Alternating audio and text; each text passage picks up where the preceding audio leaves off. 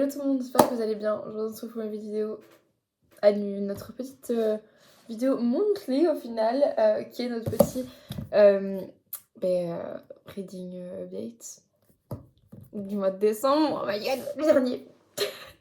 Ça me fait trop bizarre de voir que c'est le dernier et que là on passe à 2024, genre waouh, un truc de fou et tout.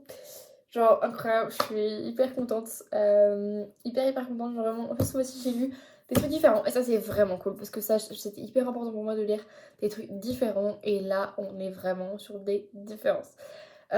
Puisqu'on a un roman graphique, une romantaisie, une dark romance, une deuxième dark romance. Mais on est quand même sur deux sorties récentes et une autre, le roman graphique. Je sais pas, ça fait combien de temps qu'il est sorti? J'ai pas eu tout dit. Bon, on va commencer par le roman graphique, comme ça, moi, c'est fait. J'ai lu Le Patient de Timothée Le Boucher. Alors, ça peut être un peu bizarre, dit comme ça. Mais franchement, c'est vachement cool. Franchement, j'ai regardé juste les dessins. Je vais vous mettre le début. Comme ça, on n'a pas de spoil. Waouh, en fait, c'est une romance. Enfin, c'est pas une romance, c'est une BD policière. Donc qui parle. Alors, je n'ai plus du tout le nom. Bah, c'est Pierre.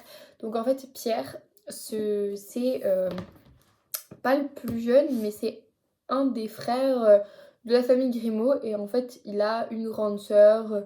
Il me semble, voilà, son cousin vient habiter chez eux. Donc, voilà. Euh, donc, il est dans la famille. En fait, le jour au lendemain, tout le monde va se faire assassiner dans sa famille, sauf lui et sa sœur. Alors, sa sœur, j'ai combien de s'appelait, comment elle s'appelait. Je vous avoue que là, ça fait quelques semaines que je l'ai lu. Et donc, voilà, je m'en souviens plus trop. Du coup, juste des noms. Genre, j'ai un peu du mal avec les noms, en fait. Mais donc, voilà, elle est complètement désorientée comme quand la police la récupère. Et en fait, elle a un couteau à la main, elle est pleine de sang. Et en fait, ils la reconnaissent, ils vont chez elle. Et en fait, ils se rendent compte qu'elle a assassiné toute sa famille. Et il reste juste Pierre. Et donc, Pierre, sauf que Pierre est plongé dans un coma. Et donc, il me semble que c'est pendant 6 ans, et il est dans le coma. Et en fait, il se réveille. Et on lui annonce carrément en cache que sa sœur s'est défenestrée. Voilà, sûrement, voilà, il lui dit que c'est sûrement dû en fait, elle se sentait coupable d'avoir tué sa famille, etc., etc. Et donc, il se retrouve tout seul au monde. 6 ans plus tard, il avait, il me semble, euh, 15 ans quand il est décédé, enfin, quand il est tombé dans le coma, et il se réveille, il a 21 ans.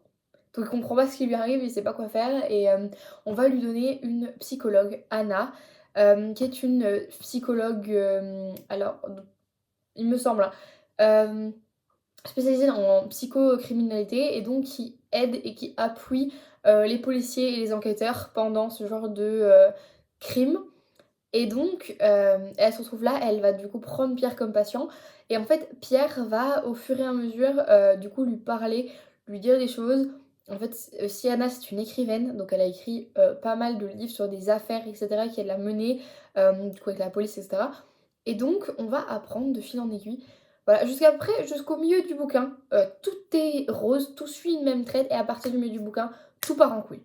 Tout part en couille, sans vous spoiler clairement. Euh, Tout part dans un autre truc et on comprend pas trop ce qui se passe. On enchaîne révélation sur révélation sur révélation. Et la question qui trône, c'est est-ce que la sœur de Pierre a vraiment tué toute sa famille ou il y a un morceau du puzzle qui manque? Voilà, c'est le speech de cette petite BD et c'est une petite quand même, mais vachement. Elle fait 300 pages quand même, hein. Donc voilà, je l'ai noté 4 étoiles, elle était vachement cool. Du coup, c'est une des premières bandes dessinées donc enfin, des premiers romans graphiques que je lis. Et franchement, il était vraiment cool. Donc c'est aux éditions Glénat. Et franchement, c'est pas la mienne. Je l'ai prêté, enfin, c'est quelqu'un qui me l'a prêté. Et on est vraiment sur un espèce d'image de l'horreur tout le temps. Il y a énormément de corneilles, beaucoup d'espèces de, comment dire, de vision aussi dans le bouquin, beaucoup d'explications. On explique beaucoup de choses sur les pulsions macabres, sur l'emprise que tu peux avoir sur quelqu'un. Enfin, c'est hyper intéressant. Vraiment, cette BD, je l'ai dévorée en une soirée. Vraiment, elle était trop bien. Je l'ai lue en même pas 2 heures, je crois. Donc vraiment, elle était vraiment cool. Franchement, je la recommande si vous voulez une BD que vous aimez dans ce petit genre de trucs un peu macabres et tout. Franchement, foncez parce qu'elle est vraiment cool. Donc ça, c'est Anna, du coup, greffier, non, Anna, Anna, comment elle s'appelle? Anna Keffier, qui est du coup la psychologue, et Pierre Grimaud, le petit. Et les Corneilles, du coup, c'est très macabre, c'est très noir, c'est très... Franchement, il joue pas mal avec l'ambiance, et l'ambiance est particulière, et j'ai vraiment, vraiment aimé. Donc je vous la conseille, vraiment, elle est vraiment cool. Après, je vais vous présenter The Devil's Son, le tome 3, évidemment. Mon... La seule chose que j'ai à dire sur ce livre, c'est que, à mon sens, la publication entre 6 mois de chaque tome est de trop, en fait. Je, je vous conseille, hein, pour ceux qui ne l'ont pas encore lu, attendez qu'ils finissent de publier les bouquins. Parce que, comment vous dire que moi, ça me pèse énormément, en fait, que je puisse pas enchaîner les livres en peu de temps, en fait. Parce que j'avais lu, du coup, les 2 premiers tomes cet été, et j'ai lu le 3e maintenant, puisqu'il vient de sortir. Et le prochain tome est pour juin, donc le 4e, donc l'avant-dernier. Et le dernier, bah, il sera sûrement pour fin d'année prochaine, du coup. Je trouve ça beaucoup trop long en fait parce que tu perds le fil du bouquin et moi il m'a fallu 300 pages sur les 400 et pour me remettre complètement dedans et revoir cette espèce d'atmosphère et tout qu'il y avait dedans. Et après, me resituer dans l'histoire, j'ai réussi à me resituer assez facilement, les personnages, tout. J'ai revu qui était qui. Mais par contre, c'était plus un problème pour vraiment être à fond dedans, quoi. Genre, en fait, j'étais vraiment pas du tout dedans et j'avais pas ce truc que j'arrêtais le livre, j'avais envie de le lire, quoi. Et malheureusement, c'est hyper dommage parce que c'est une série que j'aime beaucoup. Et donc, voilà, pour ceux qui connaissent pas l'histoire, c'est l'histoire d'Avalon. Donc, ça me fait rire parce que je viens de raconter, je viens de faire le résumé pour la vidéo. J'ai tourné 2 vidéos en même temps. Enfin, 2 vidéos en court temps, genre en un petit laps de temps. Et j'ai fait le résumé, du coup, ça me fait rire. Du coup, donc c'est l'histoire de Avalon qui arrive à l'université dans le Michigan et en fait sa mère elle est un peu en mode oulala oulala oulala, genre elle veut tout contrôler parce que Avalon elle est malade, elle a une insuffisance cardiaque et donc elle est très voilà, sa mère a peur pour elle, enfin c'est normal hein, après tout parce qu'elle est sous médicaments, elle a des rendez-vous très souvent à l'hôpital, voilà enfin voilà, elle a une plus courte espérance de vie que les autres. Voilà, plein de choses comme ça. Et donc là, elle se retrouve dans une chambre sur le campus normal avec une fille.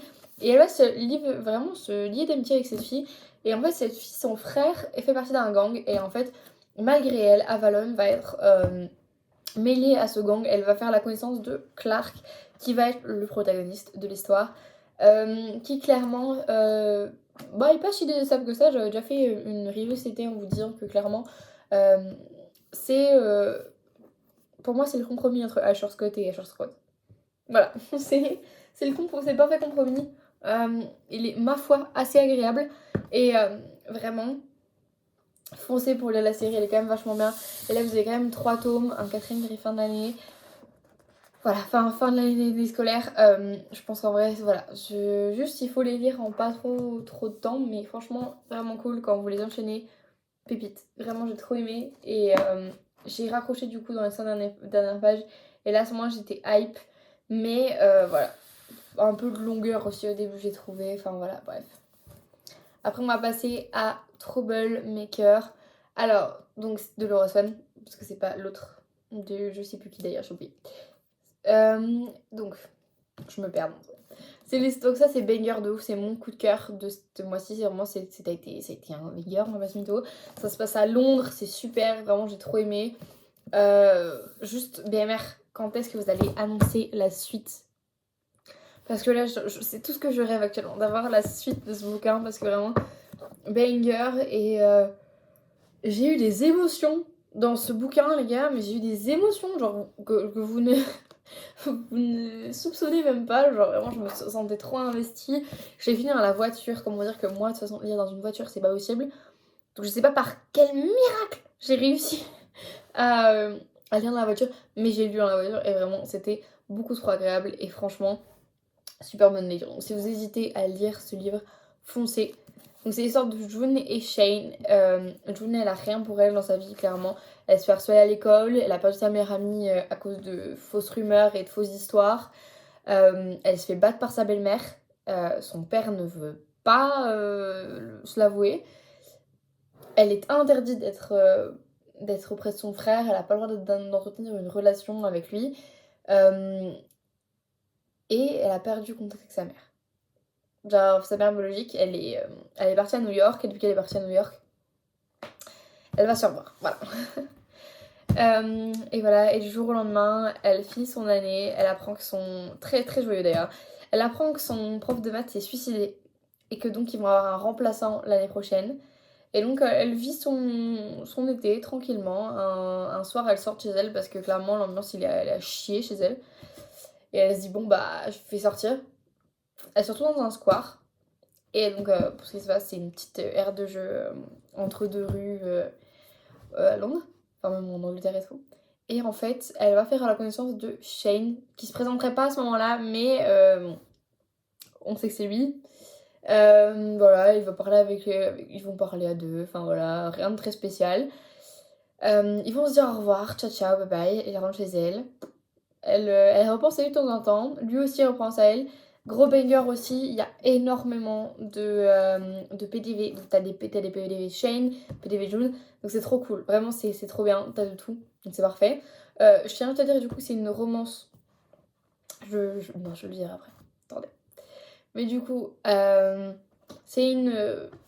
C'est une romance prof élève, hein. Donc je sais que ça choque certains, mais vraiment ne soyez pas choqués. Genre la fille elle a 19 ans, le mec il a 22, 23, c'est pas non plus encore extrême. Voilà, ça va, c'est un remplacement tranquillou, elle l'a rentré avant qu'il soit prof.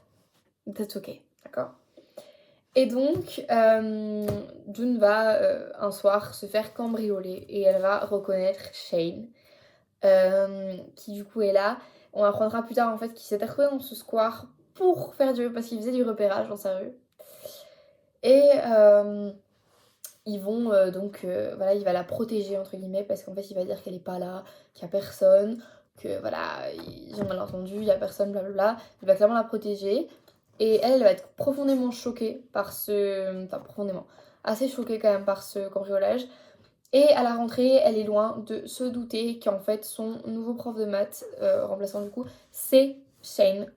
Et clairement, ils se savent tous les deux. Il sait qu'elle sait et elle sait qu'il sait. Il va la menacer, voilà, il va essayer de la balancer, de la faire virer de l'école, etc. Et en fait, au fur et à mesure, ils vont développer une espèce de petite assurance mutuelle. Et donc, voilà, il y a plein de trucs par contre, et vraiment, ce n'est qu'une infime partie de cette histoire. Et à mon sens, c'est vraiment un banger. J'ai trop aimé, hâte d'avoir l'annonce du prochain tome. Et s'il vous plaît, ne mettez pas 4 mois pour le donner. Je veux bien qu'il y a des. Il y a aussi des. Pourquoi j'ai des. Ok, j'ai ma main qui est en train de mourir, mais bon, c'est pas grave. Je veux bien qu'il y a des délais de livraison, des délais d'imprimerie, je veux bien. Mais de là à ce qu'on mette 4 mois, voire 6, non, abusez pas non plus. Hein, donc je veux bien 2-3 mois à la limite, mais 4, 6, waouh, c'est trop genre. Je trouve ça défidélise grave. Et la preuve, Rebel University, ils ont réussi à le faire. Et après, ils avaient peut-être prévu des stocks. Mais en attendant, voilà, c'est une série qui n'est pas des tomes compagnons, quoi. Donc bon, voilà. Et on est déjà au dernier livre que j'ai lu ce mois-ci. C'est Un palais d'épines et de roses de Sarah Dumas. Alors attention, l'autrice est problématique, mais je savais pas du tout quand je l'ai acheté. Et en fait, je l'ai vu plus tard sur Goodreads. Donc bon, voilà, je m'en excuse, mais du coup, je l'ai acheté en édition reliée. Je vous l'ai montré de toute façon bah, dans mon haul de la semaine dernière. Alors, Un palais d'épines et de roses, c'est un peu, grossièrement, c'est un peu un remake de La Belle et la Bête. Sauf que, oui et non. Donc là, on se retrouve c'est la première fois que je lis un livre comme ça. Et en ce moment, je suis grave attirée par la romantisie. Donc là, clairement, j'étais hyper servie. Alors, c'est l'histoire de Fer. Je suis pas sûre que ça se prononce comme ça. Donc, Fer qui est une mortelle, genre vraiment une mortelle de base. Il faut savoir qu'on est dans un monde où les mortels sont tyrannisés. Enfin, ils ont très très peur des immortels. Vraiment, il y a un mur qui sépare leurs deux territoires. C'est très compliqué. Voilà, ils ont tous très peur. Il y a des légendes hyper compliquées. Enfin, voilà, c'est très très bizarre. Et en fait, Fer, il faut savoir qu'elle chasse pour se nourrir, pour nourrir sa famille, parce qu'elle a deux sœurs et son papa, et en fait son papa il peut pas, voilà, il sert pas à grand chose entre guillemets, il rapporte pas trop d'argent parce que il est estropié suite à un petit souci, une petite altercation dans le passé, n'est-ce pas? Et Et il est sculpteur de bois, donc en fait, je peux pas au mytho, dans une situation de précarité, parce que clairement, on voit bien que c'est une époque un peu moyenâgeuse où la population est en précarité. Les gens, ils en ont un peu rien à branler d'acheter des, d'acheter des putains de sculptures. Ils s'en foutent. Ils préfèrent acheter du cerf. Bref, voilà, c'est tout. C'est normal, jusque-là tout va bien. Et donc, Fer, elle se bat pour sa famille. Elle sait très bien que si elle ramène pas à manger, il mange pas. Donc c'est très simple. Voilà, elle, c'est ce qu'elle fait. Et un soir, elle va tomber sur un loup immortel. Elle va le tuer. Et en fait, 2 jours plus tard, on va venir la choper chez elle et on va la ramener dans le monde des immortels. Voilà, en gros. Et elle va faire du coup la connaissance de Tamlin et Lucien. Tamlin et Lucien qui sont du coup dans l'intrigue du premier tome, mais c'est un peu comme assoiffé. Ça a quand même pas mal évolué au cours des tomes, donc voilà, ce n'est pas des personnages qui vont. euh, des situations qui vont rester actuelles, donc voilà, on sait qu'elle restera pas avec Tamlin toute sa vie. Moi aussi, je fais une dépression quand je l'ai su. Non, je rigole. En vrai, presque. Vraiment, j'allais au hockey quand j'ai appris ça, et vraiment, j'étais en dépression dans ma voiture, j'étais là. Non, faut pas faire ça. Bref, excusez-moi de vous spoiler, mais comme ça au moins, c'est fait. D'accord? Vous vous sentirez pas mal. Parce que moi, j'ai mis du temps à comprendre et à me dire ok. Et donc, bah voilà, genre, elle va faire ces trucs normaux. Par contre, je l'ai trouvée grave chiante à un moment donné. Je trouvais qu'elle était pas ok. T'étais pas contente d'être là. Ok. Mais sois quand même un peu sympa avec les gens. Parce qu'en plus, ils étaient pas si méchants que ça avec elle. Genre, je me suis dit, ouah, ça va, enfin, tranquille, il y a des gens qui se font battre. Elle est pas prisonnière, ça se voit, quoi. Genre, il la laisse partir s'il a envie. Enfin, bon, non. Oui et non, mais vous voyez ce que je veux dire. Et donc, ce qui se passe, c'est que il va se passer quelque chose. La menace est très forte, et donc, Tammy va être obligée de la renvoyer chez elle. Sauf qu'en fait, elle n'ose pas lui dire qu'elle l'aime. Et en fait, en revenant chez elle, elle pète un câble. Elle fait non, fallait que je lui dise. Et voilà. Elle va repartir à sa recherche et elle va se rendre compte que, bah, en fait, il a été kidnappé. Et que toute la cour du printemps a été kidnappée. Et que du coup, elle doit aller les sauver. Et donc, elle va aller sous la montagne et essayer de revendiquer son amant, quoi. En gros. Et je suis à la fin du bouquin. Là, donc, je vais le finir, je pense, là, juste après la vidéo. Donc, il me reste vraiment très très peu. Donc, je peux vous faire un truc. De toute façon, genre, je suis spoilée à la fin, donc... Enfin, je veux dire, vite de dire, il y a 4 tomes, enfin, il y a 5 tomes, donc je peux vous dire que mon avis, je pense qu'elle meurt pas tout de suite. Donc voilà, et du coup, je l'ai lu en hardback, super cool. Et donc, je vous l'ai dit, j'ai acheté le tome 2, donc j'ai très hâte de commencer le tome 2. Voilà le tome 2 que je vous avais montré, du coup, dans le haul. Non, je vous ai pas montré dans le haul, peut-être. C'est possible qu'il fait partie de ceux que je vous avais pas montré dans le haul, mais il est vraiment beau, donc je l'ai eu en hardback. Et avec le petit imprimé bleu, il est vraiment magnifique. Et donc c'est un palais de colère et de brume. Et j'ai trop hâte d'avoir la suite. Parce que du coup il y a un tome 3, un tome 3.5 et un tome 4. Trop hâte. Il fait 700 pages celui-là, donc vachement beaucoup. Et celui-là il ne fait que 600. Donc c'est cool en vrai si c'est un... J'aime pas trop les séries, vous voyez, qui commencent par un gros tome. Et puis au fur et à mesure des tomes, ça devient de plus en plus petit. Je trouve ça un peu bizarre. Bref. Et en plus, eux, ils ont compris, du coup, chez La Martinière, que quand tu fais un livre plus court que les autres, tu le payes moins cher. Et donc, c'est ce qu'ils ont fait pour le 3.5, puisque c'est une nouvelle. Tu payes moins cher, tu payes 18 €, il me semble. Enfin, le relié, c'est 18 €. Eux, ils ont compris. Donc, voilà, c'est tout pour mes lectures ce mois-ci. Je vous refais un haul si jamais, parce que je suis pas sûre que la vidéo d'avant, je la poste. Donc, au cas où, je vous ferai... Parce que j'ai fait une vidéo qui se répète un peu des autres, c'est une vidéo avec mes favoris de nouveau de cette année. Sauf que là, c'est vraiment mon top. Genre, là, il y avait mes livres que j'avais bien aimés, etc. Et là, on est vraiment sur un top. Mais là, il y a quand même pas mal de bouquins. Donc, j'ai été beaucoup plus large sur mon année et tout. J'ai quand même été chercher des livres que j'avais lu cet été et tout. Donc, je le trouve quand même plus intéressant. Donc, je pense que je vais quand même vous la mettre. Mais donc, pour ceux qui n'avaient pas vu, donc en plus de mes cadeaux de Noël, j'ai reçu Checkmate de Aya Hazelwood qui est vraiment juste magnifique. C'est... Wow. Checkmate. Oui, c'est Checkmate de Alice Wood. Et donc, il est vraiment trop beau. Genre le petit dégradé derrière. Banger. Et l'intérieur, j'adore. Enfin, moi, je suis hyper fan des livres en anglais. Je les trouve incroyables. J'ai reçu Unhappy New Year aussi. Donc, de Dahlia Blake, Delinda Dane, Lily Blabla, Magali Ingenberg et Morgane Moncomble. trop hâte de lire cette petite nouvelle avec les sœurs, j'ai trop hâte. On verra bien ce que ça donne. En vrai, je pense que ça va être banger. Et j'ai reçu le tome 3 de Hunger Games. Ah, dans une très vieille édition, je vous le dirai. Et il est abîmé, je suis dégoûtée. Mais en vrai, c'est cool. J'ai reçu du coup de Noël d'un copain. Et il y aura du coup bientôt le 1 et le 2 qui suivront. Parce qu'il les a commandés en même temps. Mais en fait, celui-là est arrivé en premier. Donc il devait attendre pour le reste. Et il me l'a offert avant. Que ça, au moins, c'était fait. Mais du coup, je suis très contente. J'avance ma petite liste de livres classiques à acheter. J'avais fait ma petite vignette. J'avais fait une vignette avec tout ce que je devais acheter. Mais bon, c'est pas grave. Voilà. En tout cas, j'espère que cette vidéo vous aura plu. Vous pouvez pas un bisou. Je vous dis à la semaine prochaine pour une nouvelle vidéo. Ciao.